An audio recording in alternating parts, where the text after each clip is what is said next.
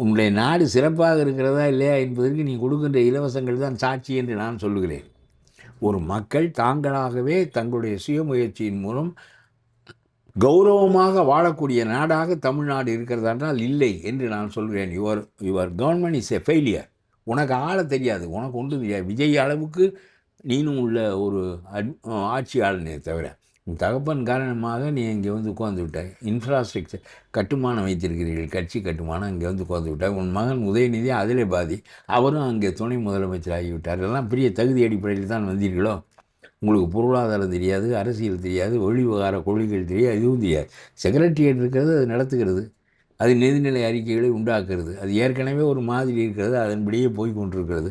அப்புறம் நீ வந்து கம்ப்யூட்டர் கொடுக்கவா, கேன் கொடுக்கவா, இது கொடுக்கவா என்பதை தவிர வேறு என்ன உங்களுடைய ஆட்சியில் நீ உங்களுடைய சொந்த திட்டம் என்று எந்த திட்டம் இருக்கிறது?